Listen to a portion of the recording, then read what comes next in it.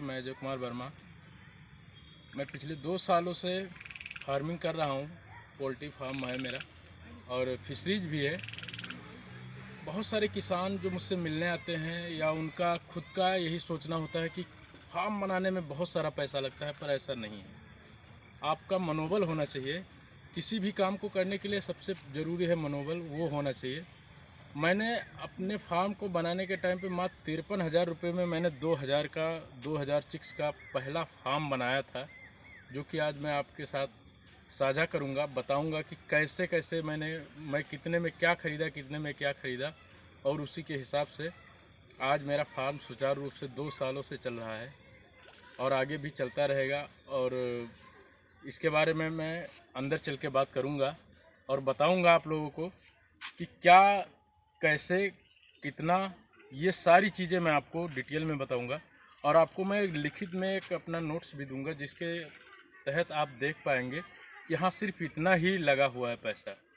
इस सारी चीज़ों का मैं अभी आपको एक आगे वीडियो में प्रोवाइड कराऊंगा, जो आप देख सकते हैं।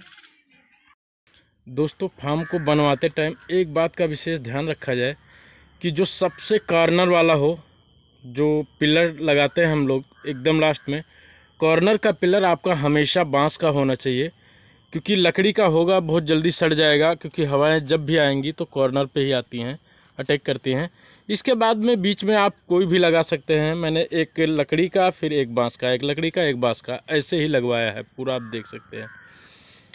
इसके बाद में आप जब भी फार्म बनवाएं, आप अपने फार्म के बीचों बीच में, यानी जब आपका फार्म शुरू होता है बनना, तो जब छप्पर बनता है, छप्पर जहाँ से छप्पर शुरू होता है उसको बीच से बांट के उसके बीच में एक बीच बल्ली लगवा दें, जो आपकी देख सकते हैं ये ऐसे पूरा वहाँ लास्ट तक गया हुआ है।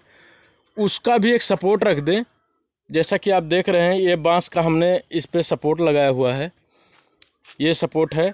ऐसे ऐसे पूरे में लगा दें, जो कि हवाएं जब भी आएंगी बाहर से, जब बाहर से तेज़ हवा आएगी, अगर मान लीजिए किसी कारणवश आपका बाहर का टूट भी जाता है, तो आपका छप्पर गिरेगा नहीं, क्योंकि आपकी बिचबल्ली रोक सकती है। और बीच में आप 3 पिल्लर या 4 पिल्लर, आप लंबाई के हिसाब से आप एडजस्ट कर सकते हैं, पिल्लर लगवा दें, क्योंकि पिल्लर रहता है तो थोड़ा सा और ज़्यादा सपोर्ट रहता है। लकड़ियाँ क्या होती है, सड़ जाती हैं।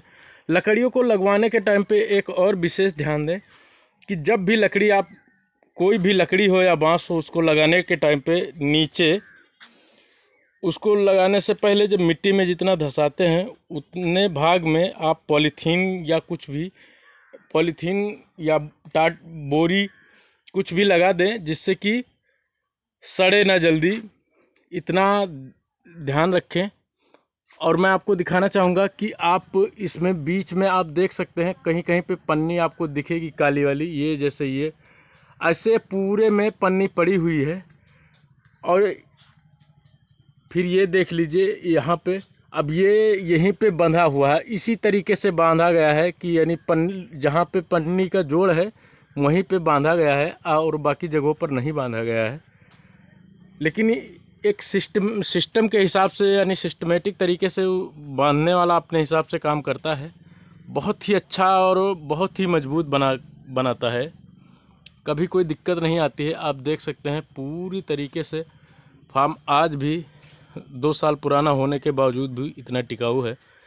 तो और हाँ, लकड़ियों को बांस, जब आप बांस का काम शुरू करें उससे पहले 1 महीने पहले इसको काट के किसी भी पानी वाले जगह पर, किसी भी तालाब में डुबो दें बांस को, जिससे बांस में क्या होगा, कीड़े वगैरह नहीं लगेंगे और आपका फार्म थोड़ा ज़्यादा टिकाऊ रहेगा, क्योंकि इसमें पूरा रोल तो बांस का ही होता है।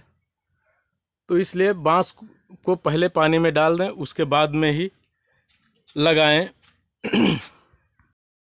दोस्तों, ये आप देख सकते हैं मेरे फार्म बनाने में जितना भी खर्चा लगा था, मैंने उसका एक बुक में, अपने नोटबुक में मतलब उतार लिए थे।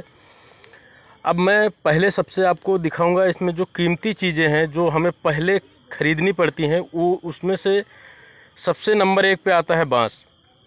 बांस क्या है कि बांस थोड़ा महंगा पड़ जाता है हमारे इस क्षेत्र में, मतलब बांस बहुत लोगों के पास है, फिर भी महंगा है। तो हमने 12,000 रुपये में एक कोठी पूरी ख़रीद ली थी। इसके बाद ईंट तथा सीमेंट, इसमें हमारा 9,000 रुपये का खर्चा आया था। पुआल या खर, पुआल या खर का दोस्तों एक ऐसा होता है कि कुछ लोग यहाँ से, मतलब हमारे यहाँ नदी है जस्ट थोड़ी सी दूर पर, जिसमें से कटवा के भी ले सकते हैं, पर हमने ख़रीदा था जो एक पूरा लगभग 12 रुपये में आता है, तो उसके हिसाब से मैंने 6,000 रुपये का ख़रीदा था। इक्विलिप्टिस जो है 3,000 का ख़रीदा था। और काली वाली जो पॉलीथीन जो आपने बीच बीच में देखा कि हमने डाला है, वो हमारा था 6200 रुपये का। और इसके बाद कीला, रस्सी और लोहे का तार, ये कुल मिला के हमारा है 1500 रुपये का। फिर उसके बाद में आपको दिखाना चाहेंगे कि जो मज़दूरी हमारी थी, मतलब कितना हमने अपने मज़दूरों को दिया, तो उसमें जो राज मिस्त्री यानी जो कड़िया बोलते हैं जिसको, वो जिसने पिलर बनाया था उसको लगा था 4 दिन पिलर और दीवार बनाने में, जो 1 फीट की चारों साइड में दीवार बनाते हैं उसके लिए। और उसके साथ में एक लेबर काम करता था जो 250 रुपये पर डे काम करता था।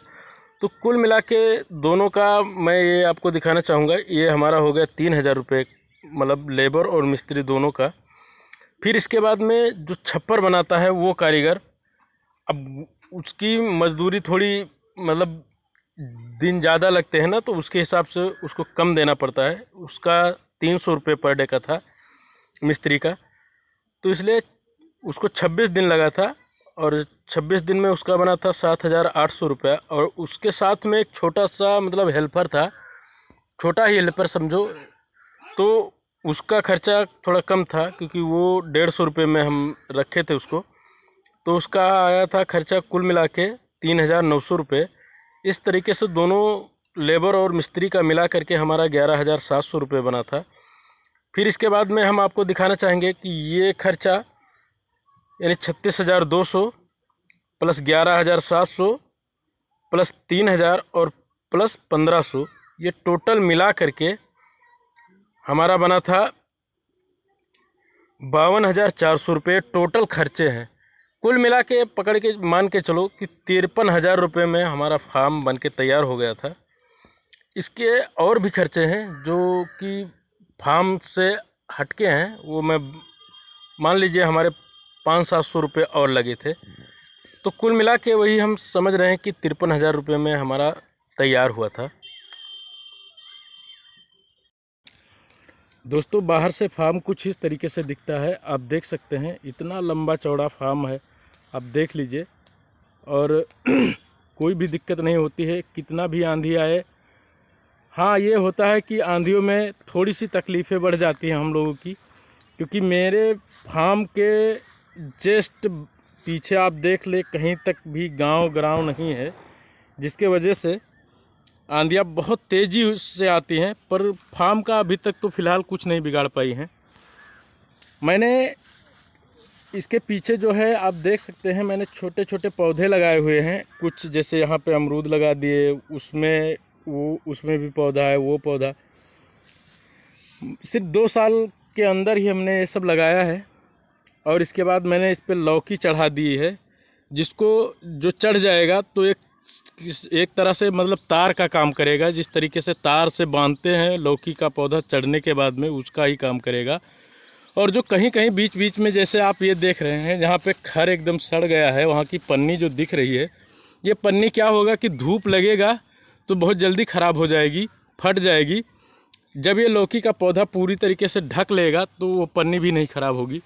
आप देख लीजिए, फार्म बाहर से कुछ इस तरीके से दिखाई देता है, बहुत ही टिकाऊ होता है, कोई भी दिक्कत नहीं आती है। आप भी कम खर्चे में ऐसे ही फार्म बनवा लीजिए, कोई दिक्कत नहीं होगा। तार जो होता है दोस्तों, तार का काम ये होता है, जैसा कि आप देख रहे हैं, ये तार है, ऐसे जा कर के उस साइड से ऐसे घूम जाता है। फिर दूसरा तार ये एक जाल नुमा बंध जाता है, जैसे कि यहाँ से गया हुआ है, ये तार ऐसे जा कर के वहाँ से ऊपर से नीचे को जाता है।